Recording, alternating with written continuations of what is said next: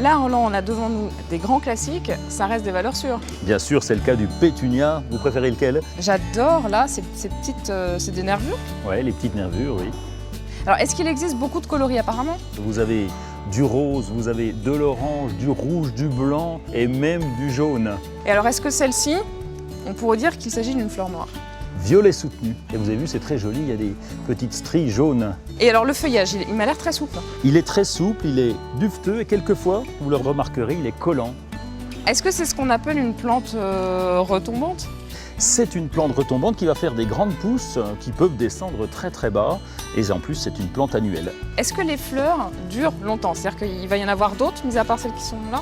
Oui, regardez, il y a plein de boutons ici. En fait, c'est une plante qui va se développer du mois de mai jusqu'au mois d'octobre. Et sans interruption, vous aurez toujours de la floraison. Mais en fait, on s'en rend pas compte, mais il y a énormément de boutons. Oui, vous en avez ici, ces petits-là qui sont en train de démarrer. Donc c'est une plante qui va fleurir combien de temps? Elle va fleurir du mois de mai jusqu'au mois d'octobre aux premières gelées et vous la remplacerez l'an prochain.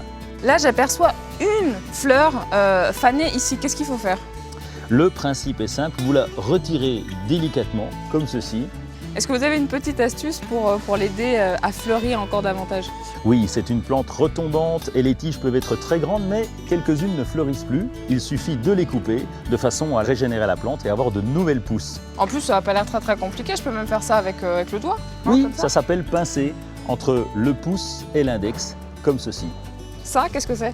C'est un engrais liquide qu'on mélange à l'eau d'arrosage et qui va favoriser la floraison des pétunias. Est-ce qu'il leur faut un arrosage fréquent? Très fréquent, puisque le pétunia est souvent exposé en suspension. L'eau s'évapore rapidement du pot. Et pour leur exposition, on n'en a pas parlé. Plante de soleil, de mi-ombre? Elle est plus florifère en plein soleil qu'à l'ombre, mais elle est capable de s'adapter aussi à l'ombre, à condition qu'il n'y ait pas trop de courant d'air. Donc finalement, le pétunia, c'est un grand classique, mais qui de plus en plus tendance. Un classique qui a de plus en plus de nouveautés, puisque ce sont des hybrides. Les obtenteurs nous trouvent de nouvelles variétés qui ont des pores érigés, des pores encore plus retombants et de plus en plus de coloris. Et c'est prêt à décorer. Et je vous l'offre.